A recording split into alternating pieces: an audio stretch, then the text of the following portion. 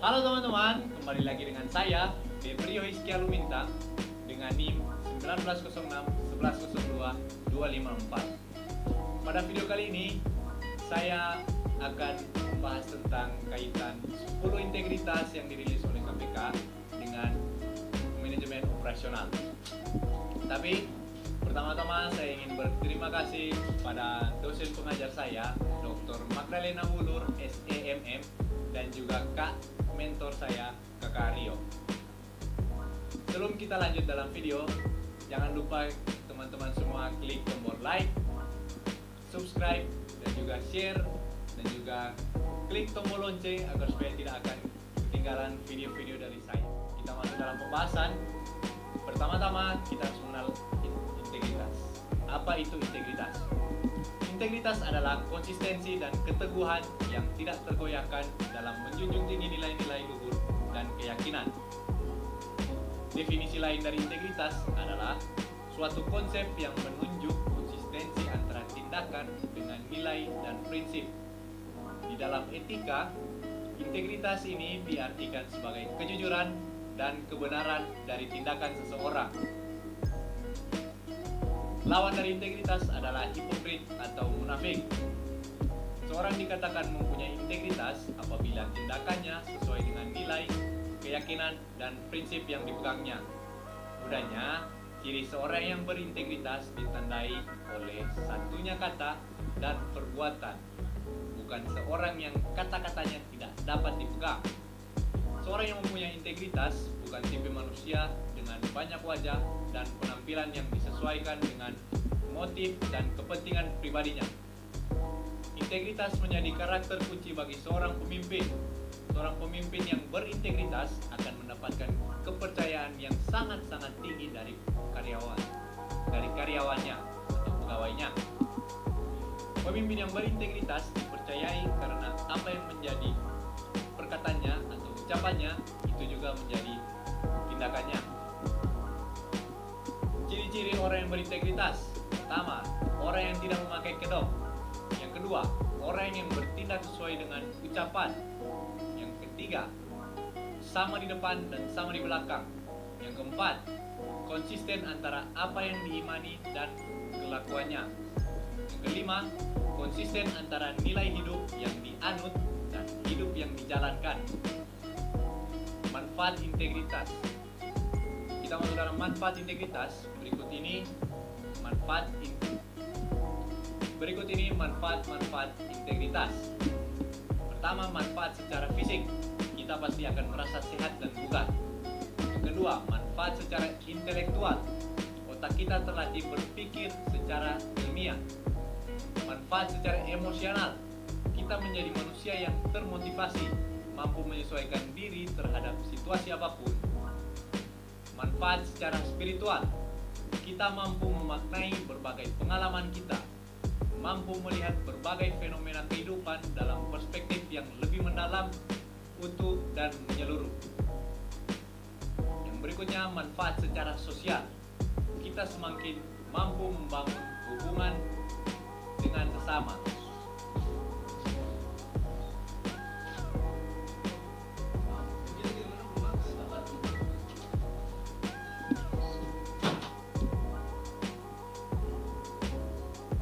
Berikut contoh integritas bagi karyawan. Ada seorang karyawan yang dekat dengan penguasa atau pemimpin kantor dan pengambilan keputusan. Orang yang jujur dan dianggap dipercaya, namun suatu ketika ada masalah di kantor dan menimbulkan konflik antara karyawan lokal dan ekspatriate yang notabene adalah pejabat di kantor. Takut kedudukannya yang sudah nyaman ini terancam, karyawan ini malah memilih berpihak pada penguasa kantor yang jelas-jelas salah, yang melanggar peraturan dan merugikan karyawan lokal.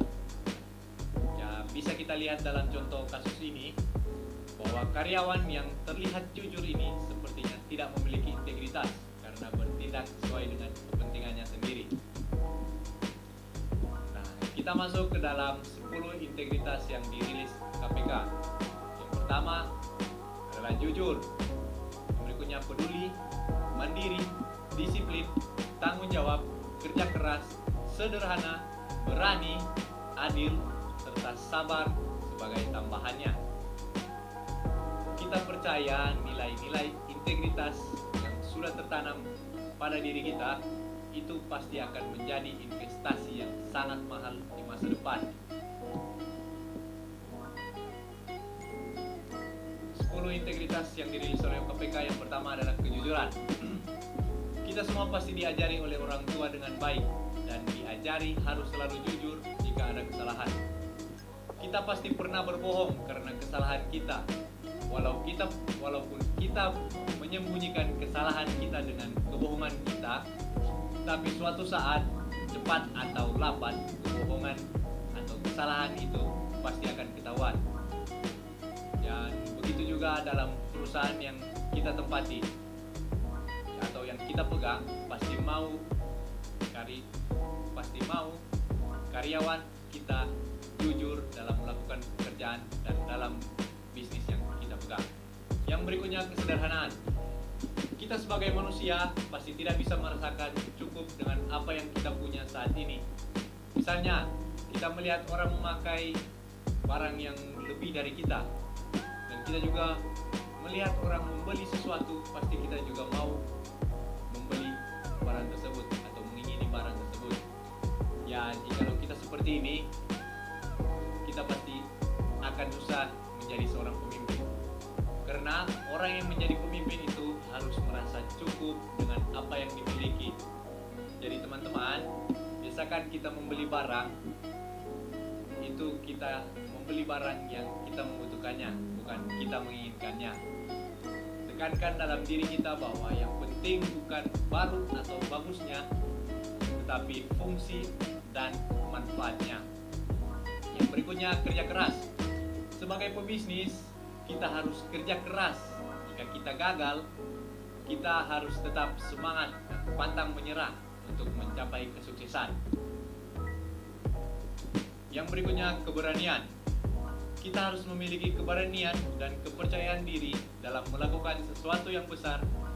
Kalau tidak ada keberanian, susah menjadi seorang pemimpin yang hebat.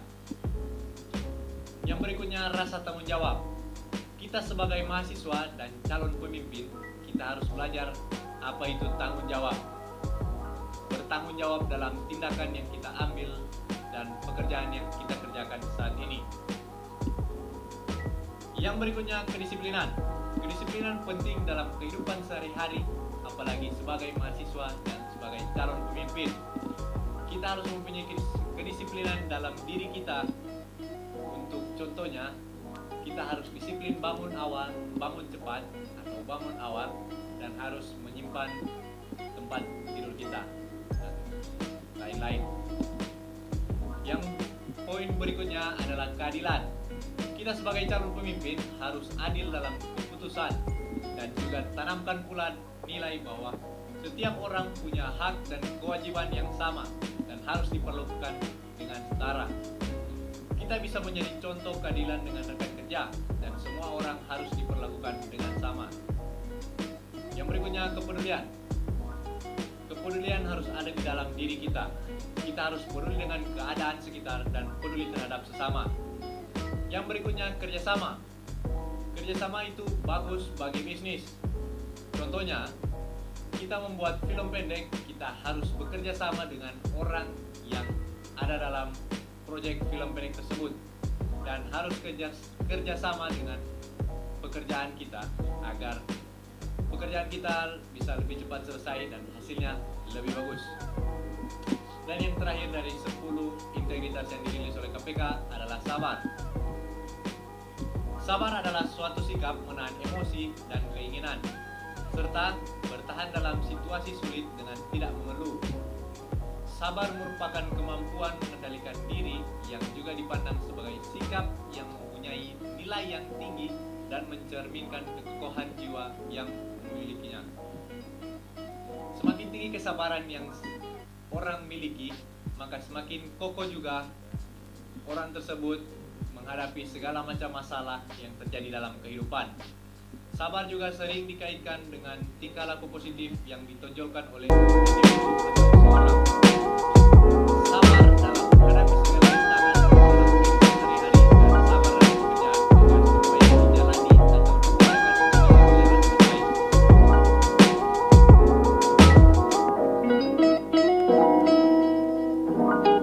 Baiklah teman-teman, sekian dari video penjelasan singkat saya tentang kaitan dari struktur integritas yang disampaikan dengan manajemen operasional. Kiranya video pembahasan saya ini bisa bermanfaat bagi teman-teman semua.